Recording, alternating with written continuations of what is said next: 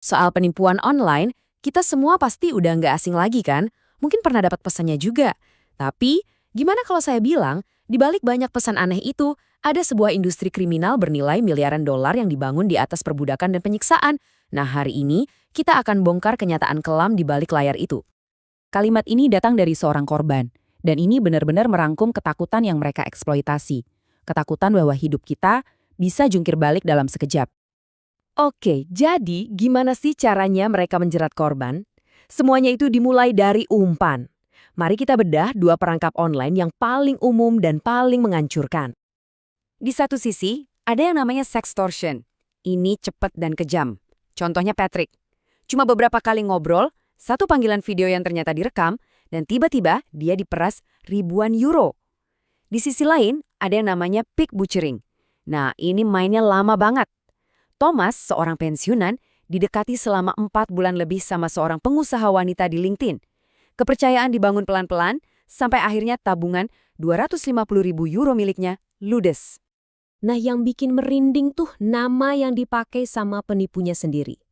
Pig butchering atau menggemukkan babi. Ini nunjukin cara pandang mereka yang mengerikan. Korban itu bukan manusia, tapi cuma ternak yang harus digemukkan dulu sebelum disembelih. Prosesnya tuh sistematis banget. Pertama, menggemukkan babi, yaitu membangun hubungan emosional yang dalam. Terus, dengan santai mereka ngenalin peluang investasi kripto yang kelihatannya untung besar. Dan akhirnya, pas korban udah keluar duit banyak, penyembelihan dimulai. Si penipu dan uangnya lenyap begitu aja. Ini nih yang jadi pertanyaan utamanya. Kita udah lihat apa yang dialami para korban. Tapi, siapa sih sebenarnya orang yang ngetik pesan-pesan itu? Siapa Jin Wenja yang berhasil menipu Thomas? Jawabannya ada di balik layar si penipu. Dan percayalah, kenyataannya jauh lebih gelap dari yang Anda bayangkan. Seringnya, orang itu bukanlah penjahat, tapi seorang budak. Dengerin deh, ini adalah pesan darurat yang diterima seorang aktivis dari seseorang yang terperangkap di dalam salah satu pusat penipuan ini. Ini bukan sekedar pekerjaan, ini adalah neraka di bumi. Jadi, siapa mereka ini? Mereka bukan penjahat kambuhan. Mereka itu orang-orang seperti Yi Haolu, seorang asisten eksekutif, seorang chef terlatih dari Kenya, orang-orang berpendidikan dari seluruh dunia yang kena jebakan iklan kerja palsu, lalu diculik di perbatasan dan dipaksa kerja 17 jam sehari di bawah todongan senjata. Dan ini nunjukin banget betapa bedanya fantasi yang mereka jual sama kenyataan pahitnya.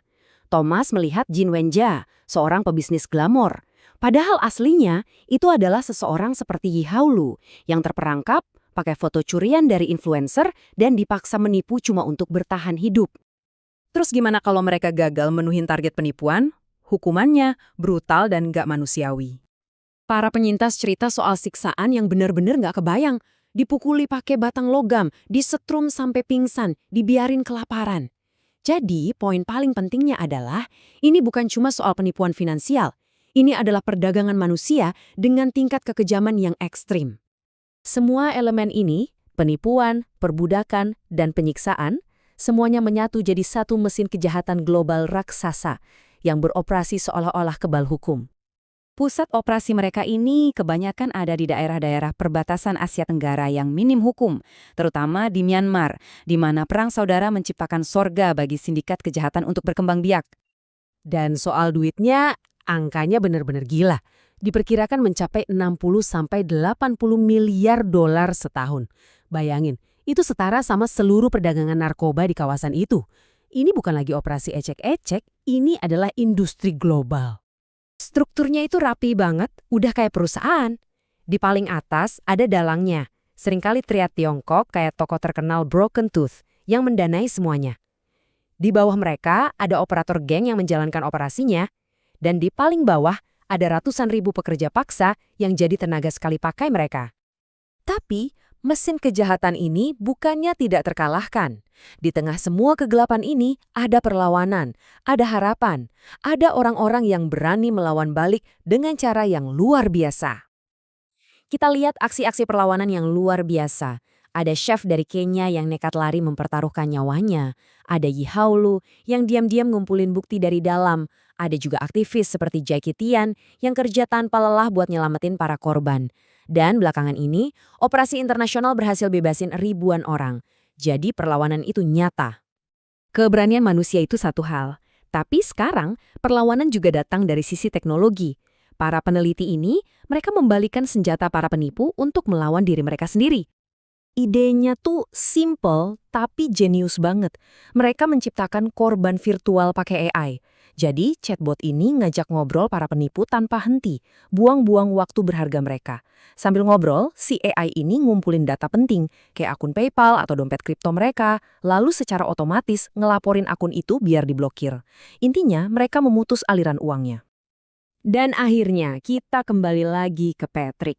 Dia bukan lagi korban yang ketakutan, tapi seorang penyintas. Keberaniannya untuk bicara itu bukan cuma buat penyembuhan diri sendiri, tapi jadi senjata yang sangat kuat. Karena setiap kali cerita kayak gini diungkap, selubung rahasia yang ngelindungin para penjahat ini jadi sedikit terkonyak. Pertanyaannya sekarang, setelah kita tahu semua ini, apa yang bakal kita lakukan?